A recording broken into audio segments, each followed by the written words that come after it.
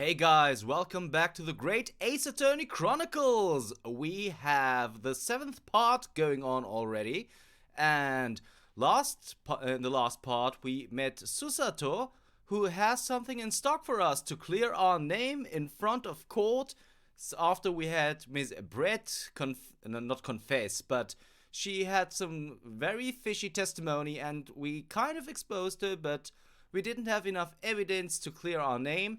And now apparently Susato is going to help us do so. So we are at the 22nd of November. It's 1:14 p.m. at the Supreme Court of Judicature in courtroom 2. Let's go.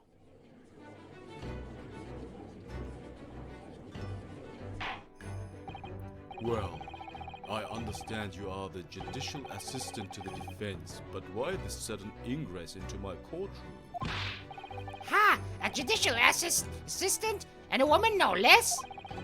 The rule states that females are not permitted into this court of law other than to testify. Yes, I fully understand. I ask only for 5 minutes of time. I have some vital evidence that I must hand over to the defense. Ha! You're too late, little girl. This trial has already been concluded. 5 minutes. I will not allow a moment more. But, Your Excellency! I am most grateful. Okay, so let's see what she's got in stock for us. Who exactly are you? I'm sorry, there's no time. Please, simply accept this for now. What is it? A report about something written in English? It's Giselle Brett's research. The Englishwoman's? After the trial resumed earlier, I hurried back to the university. I went to Dr. Wilson's laboratory in the medical faculty and borrowed this paper. Oh yes, that's right. Miss Brett was studying under the professor, wasn't she? So, does this research, whatever it is, have something to do with the case? I'm afraid I don't know. I haven't been able to listen to the proceedings of the trial myself. Oh, no, of course not. Special characteristics of curare and its effects on human subjects. Interesting. Curare? What's that? I've never heard that word before. Time's up! The prosecution demands the immediate removal of this female trespasser from the courtroom. There was too little time for me to read it in detail, but I've summarized what I could on a note just inside the cover. If you think it could be valuable, please cast your eye over it. This is wonderful, thank you. Giselle's report has been entered into the courtroom. Giselle's report, a report detailing an unknown poison that Miss Brett has been researching during her time at Yuma University. Okay. Goodbye then, and good luck. Oh, she's sweet. You have had long enough, counsel. We cannot detain our English guest any longer. But I want to check out what that is about. Synopsis. Poison made from the bark of certain trees in the jungles of South America. The hunters of the region have used it since ancient times to incapacitate their prey. Effects: instant paralysis of the entire body and subsequent death, even in minute doses. Today I'm not sorry, guys.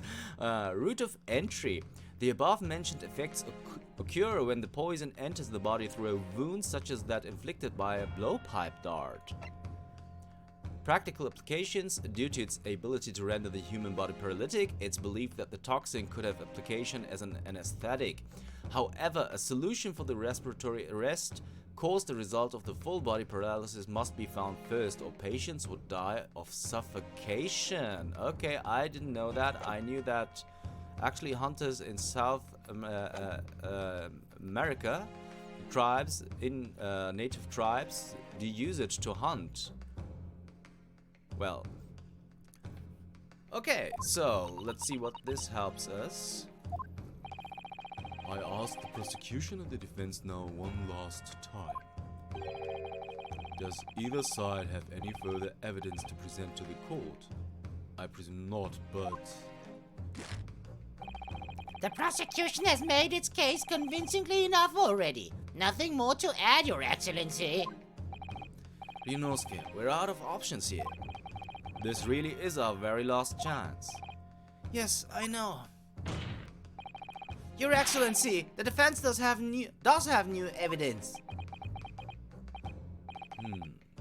That look. The unyielding stare of a true Japanese warrior. Well, Miss Brett? Yes, Your Excellency. If you wouldn't mind, perhaps you could grace us with your presence a little longer. It's a delightful invitation, but I'm afraid it's not so very long until tea time. I'll have La la la. Forgive me, Miss Brett. It seems I wasn't clear. I realize it was phrased as a question. However, I must ask you to treat that as an order. I said it many times before, but the Japanese language makes no sense. My apologies, dear lady. So, counsel, what is this new evidence that demands the court's attention? Well, it's this. Yeah, we're gonna present that. Miss Giselle Brett, we understand you were studying under Dr. Wilson at Yume University doing research. Research by sheer coincidence, perhaps, into a deadly poison? What? Poison? Where are you going with this, counsel? A toxin known as curare, Your Excellency. Even the slightest amount of this deadly poison entering the body leads to instant death. Objection! What? What complete and utter nonsense? Curare, you say? I've never heard even of that. You wouldn't have done. What do you mean? I mean that you wouldn't have heard of curare before for one very simple reason. It doesn't exist in our country. It doesn't exist? Correct, which means no matter what tests the police can do for toxins, they'd never identify curare. Why? Because there is no test available here that can identify the presence of this highly deadly poison. What? Order, order, order. Counsel, does this deadly poison truly exist? According to this report, authored by the visiting research student from England, curare has long been used by the tribespeople of South America as a poison to lace their arrows. It seems that it's reasonably well known among European doctors and scientists. To lace their arrows? The report states that it is produced from the extract of a tree that grows deep in the Amazonian jungle, and it was first brought back to Europe at the turn of the century by explorers. It claims that animals shot by arrows laced with curare suffer instant death. Doesn't that about sum it up, Miss Brett? Objection! Trumpery! These aspersions are utter trumpery! To start with, if the victim had been administered some of this so-called deadly poison, he would have been squirming and writhing in pain, and the other diners would have surely noticed. That's true.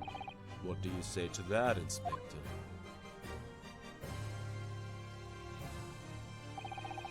Obviously, I would have noticed a disturbance like that. I don't remember anything like that either.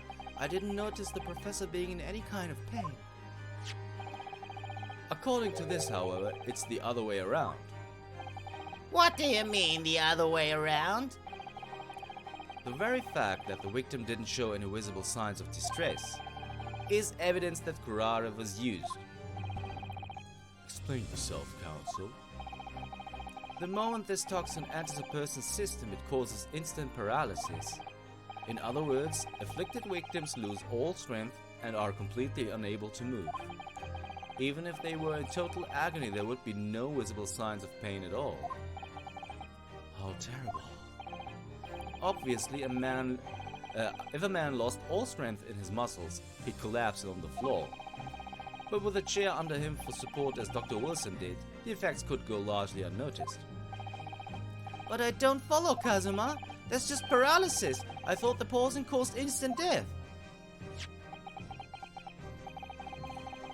The full explanation is extremely unpleasant.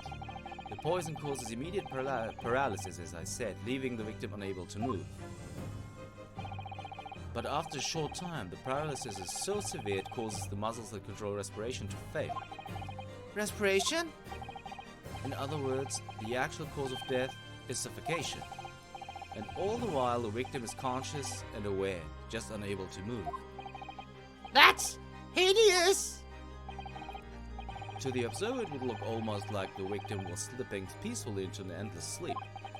But for the victim himself, his final moments would be a living hell. That is the true nature of this deadly curare poison.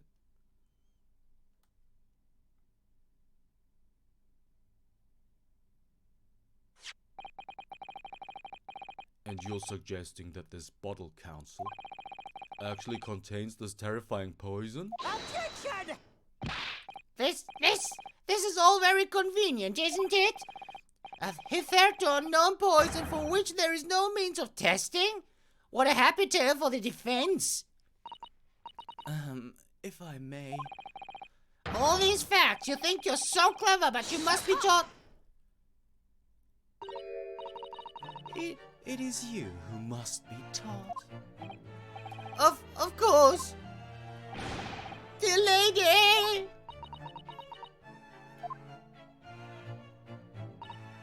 So, this is how you Japanese behave, is it? What? You steal another's honest hard work and then announce the results as if you discovered them? I'm appalled. What a loathsome act. Well, Miss Brett, the feeling is mutual. Whatever do you mean? Capitalizing on the unfortunate circumstances of an innocent man to frame him for a heinous crime. That really is a loathsome act. Wouldn't you agree? Objection! Enough of this! I, for one, refuse to accept it. The idea of some poison that doesn't even exist in the great empire of Japan is breaking the rules. What's so funny? Oh, excuse me, Your Excellency. Yes, Miss Brett? May I borrow that bottle for a moment, please? Well, yes, I don't see, why not?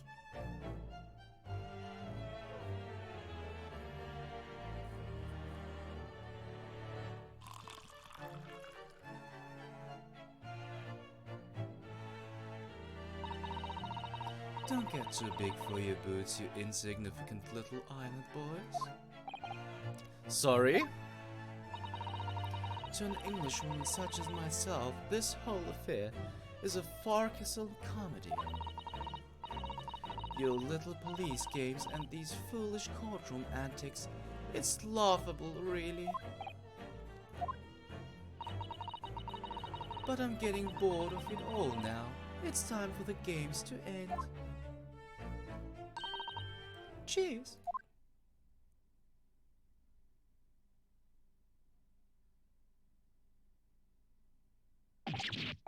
Wait, what are you doing?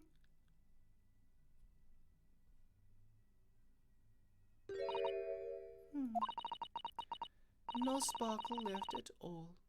How appropriate for this shabby affair.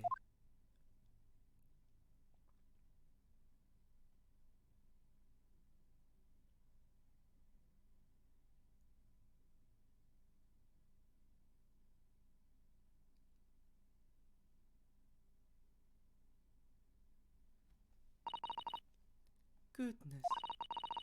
Whatever is the matter? You all look quite stunned.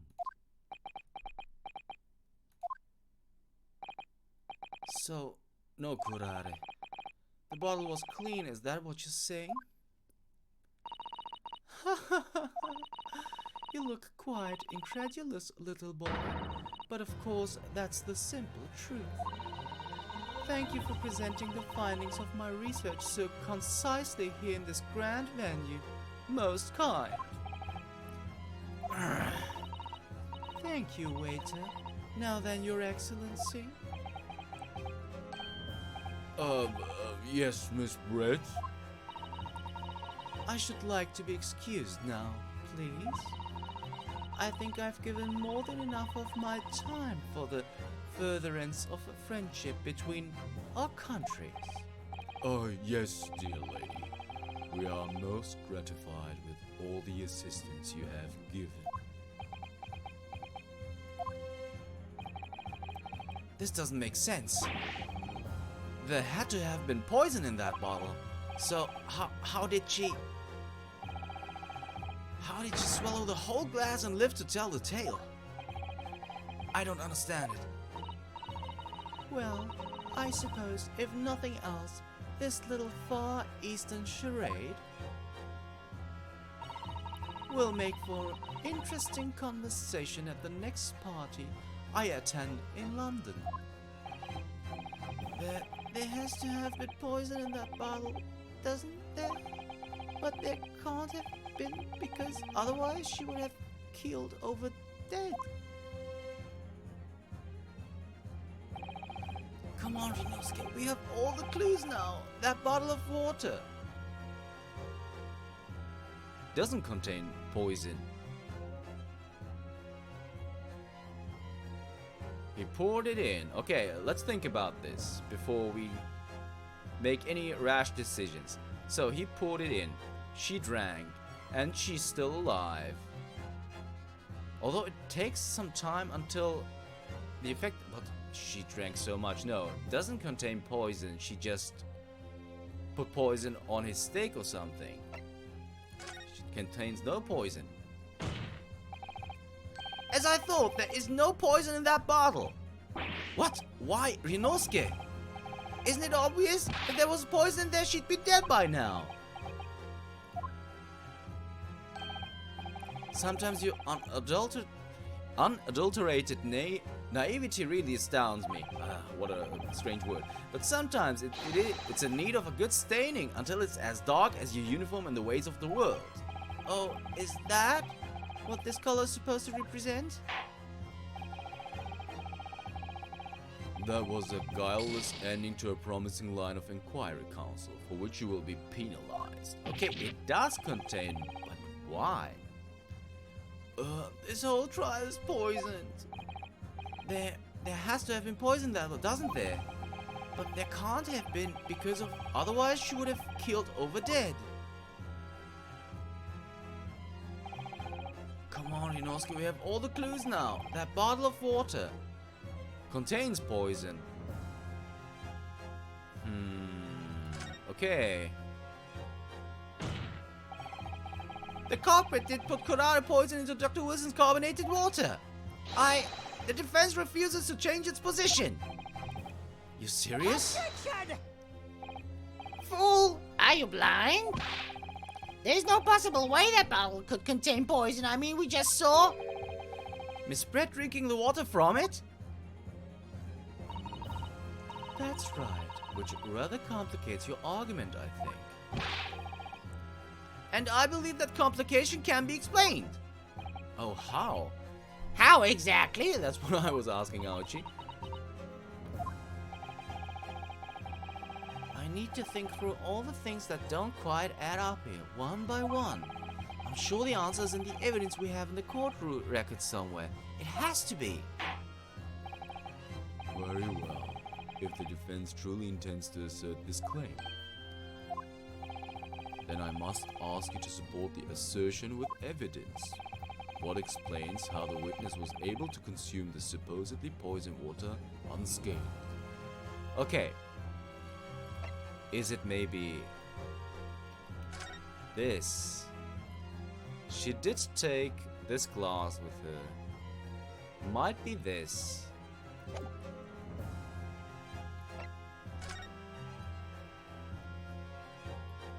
Might also be just...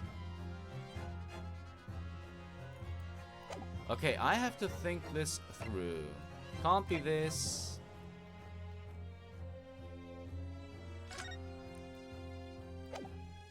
So this doesn't explain it.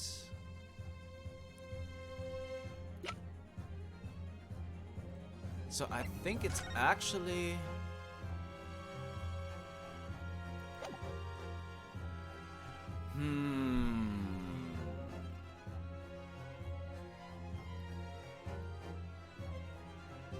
What explains it?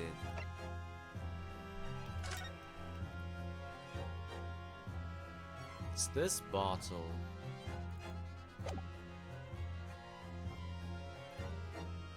Or did you just get used to it? No, that can't be. Through a wound. Oh, okay. I got it, guys. I got it. So, let's present this. The answer to this riddle is right here in Miss Brett's own research report. That's not a valid explanation. No? After all, we don't speak English. That report is utter gibberish. This impudent young scoundrel is trying to ridicule the court, Your Excellency. I'm not trying to ridicule anyone, honest. I'm just reading Susato-san's notes. I concur. This report is too extensive to be considered in this entirety by the court. You will direct us to the pertinent section, Counsel. Which section of the report reveals the alleged answer to this riddle? Okay, I have to check again which one it is, because I don't know what the... It's not the synopsis, it's the special characteristics. Okay, so... Special characteristics it is. We've been hearing a lot about this curare poison. And it's left me curious about something. Oh, Counsel?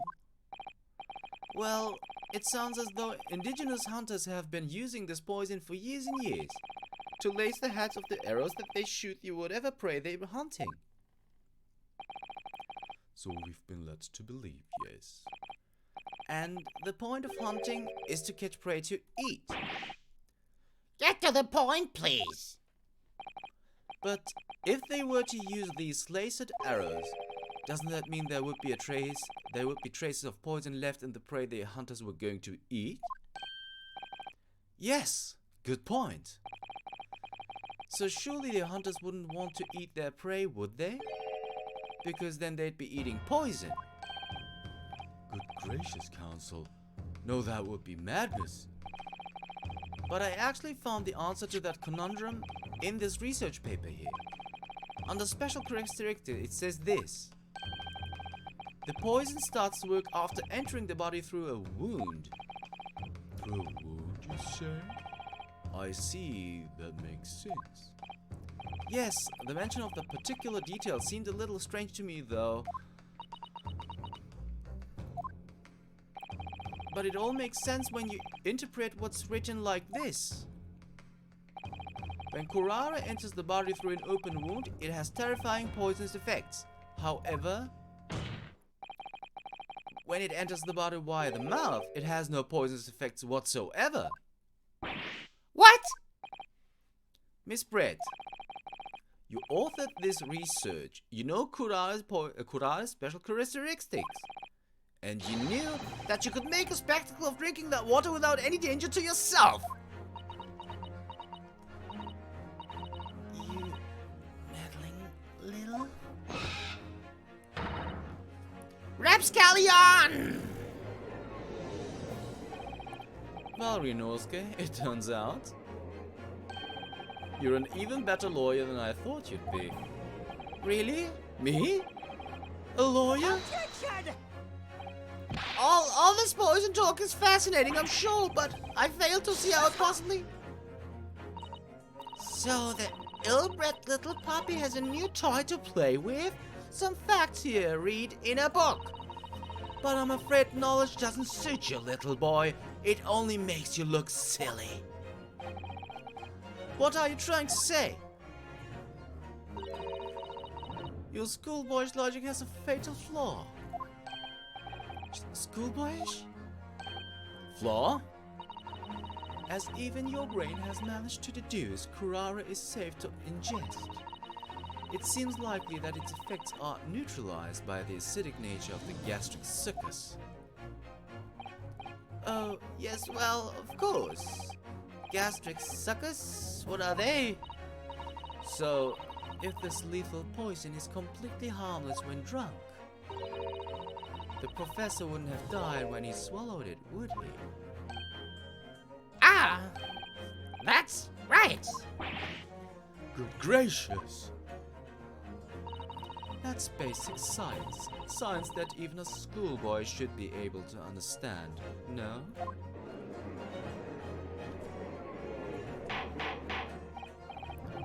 Order. Order in court. Order! The logic holds. If the lady and the professor drank the same poison, they would be affected in the same way. Are you trying to suggest? Yes, this curare poison is completely irrelevant to the case on trial. That's right. Surely even a little cockroach like you could understand something as simple as that.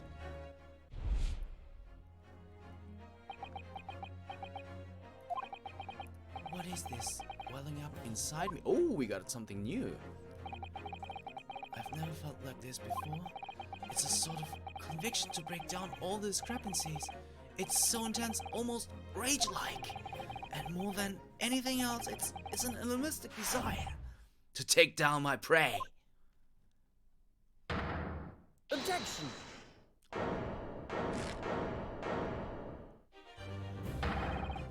I don't think so, Miss Giselle Brett. How dare you use that tone with me? You know very well that there is no fatal flaw here. You know exactly why, even though both you and the victim swallowed the same poison. You are alive, but Dr. Wilson is dead. Counsel, I'm sure I don't need to remind you must provide compelling evidence. As we now know that this poison is completely harmless when ingested. Why would Dr. Wilson alone have been killed by the curare? Well, okay, I have to think about this a little. I mean, he has a wound here, but he was shot afterwards, so that doesn't really count. So it has to be this wound here. This is a wound, so it enters there, right? I'm not mad, am I? So this doesn't give any clues. It has to be this. I'm just gonna present that. Okay, it wasn't that. I'm sorry, Counsel, but the slipshod manner in which you've tossed that evidence before the court does not inspire confidence. Huh? Listen, Rinosuke, there's no need to overthink this. We know that curare's toxic effects only come into play when the poison enters the buyer via wound. Right, so that can only mean that when Dr. Wilson drank his glass of water, he must have had a wound somewhere that Oh, I'm so dumb. Okay, he went to the dentist. He had a wound in his mouth. Okay. Just because, there we go, medical report card, let's just present that. Sorry guys. As Miss Brett so readily pointed out, she drank the same water as the professor. However, there was a fundamental and fatal difference between the two diners. A fatal difference? The toxic effects of curare are only felt when the poison enters the body through an open wound. So, for a healthy person with no injuries, drinking it is completely harmless. But what if there was a wound inside the mouth of the person drinking the poisoned water? Inside? Yes, like the wound you might have if you had just been to the dentist and had a tooth extracted, for example. Ah! Miss Pratt, you've acknowledged many times in your testimony already that you were well aware of Dr. Wilson's dental appointment that day. So that's it. You used that knowledge to orchestrate this.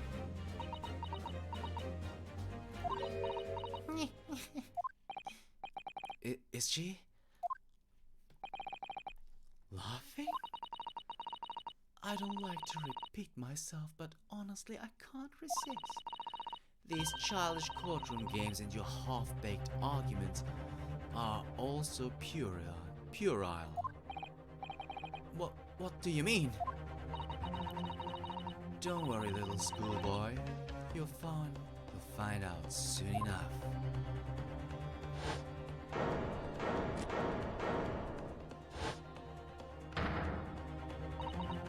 You see, when you leave vital evidence lying around, you never know what might happen to it. No! I mean, it could just slip.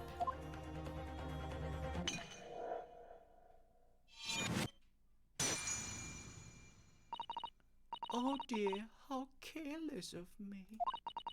I'm afraid some crucial evidence may have just been tragically destroyed. No! What is it? What just happened? It's the English one. She just smashed the bottle. And in the Supreme Court. What a terrible blunder. Officer, what are you waiting for? Collect up as much of the water from that broken bottle as possible at once. You're wasting your time. This delightful carpet under my feet here was a gift from the British Empire. I assure you it will soak up the water beautifully. You have neither the technology nor the presence of mind to recover it. How could you? You won't get away with this! You can thump the bench and shout as much as you like, little boy. But I'm afraid we'll never know. We'll never know now, will we? If there really was poison in the bottle or not. Bottle or not. Sorry, she's British. You! And let us not forget, we still have some very compelling evidence left intact. Isn't that right, counsel for the prosecution? Oh, of course. You're referring to this photographic print, I presume, dear lady? That's right, and really looking at this photograph, it's as clear as day, isn't it? The poor professor was sitting with his back to me. So of course the only person who could have shot him from the front is the little schoolboy. Objection! No, you killed the victim that day, using curare. And then, in order to frame Ryunosuke Naruhodo for the crime, you waited until he picked up the pistol you'd arranged for him to find on the floor, before you shot the professor's dead body in the chest with your own hidden gun.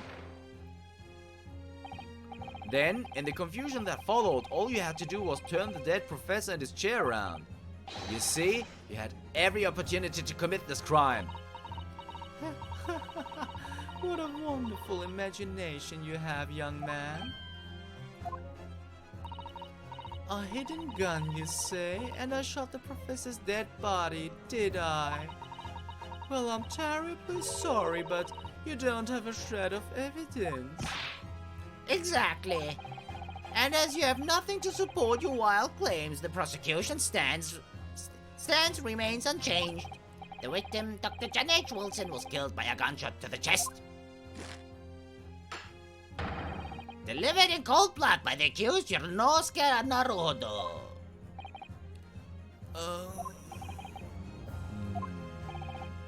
This is unbelievable. How can this be happening? We had her, but no.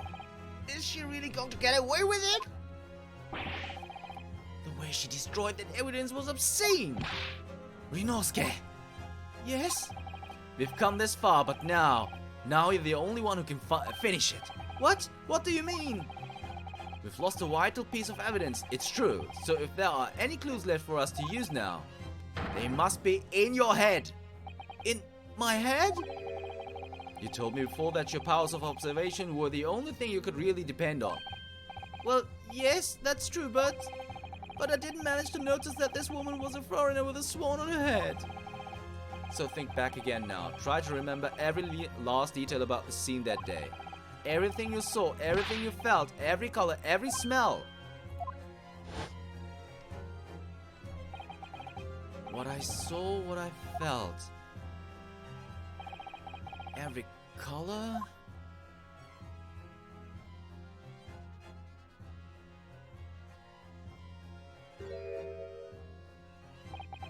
Is Kazuma right? Somewhere in the vibrant memory of this same scene in my head, could there be another clue to expose the identity of Dr. Wilson's killer? Well, there must be a clue. There's nothing is not going to cut it here. There is a clue. Actually, Kazuma, I think I might have something. Thinking back over everything I saw, I think I might have uncovered another clue. Haha, you always have something up your sleeve, don't you, Ryunosuke? Come on then, let's wipe the smug smile off that English woman's face with some evidence. Alright, I can't wait. It's been niggling me for a while that something feels amiss in my memories of that day. Whatever it is, could be the key to arriving at the truth about all of this. Is there somewhere the clue that shows Dr. Wilson's real killer must have been is? It must be this, right? Okay, I'm going to go with the blood spill here. Inspector Sanaga, answer me this! Yes? What is it? He's still miles away, probably thinking about that ball being smashed. As you said a number of times now, you strive for perfection in your investigations, don't you? Absolutely. I wonder, therefore, if perhaps you took anything else from the scene of the crime. Like, for instance, the plate of steak that you took to the victim's table that day. Attention! Shut up! Where are you going with this, little boy? And well, I'm sorry to leave you hanging here, guys, but it's already been about half an hour, more than half an hour I've been recording. I'm going to leave you like this right now with a cliffhanger. I'm really sorry about that, but if you want to know how things are going to pan out, you'll have to check in for the next episode of the Great Ace Attorney Chronicles. See you then.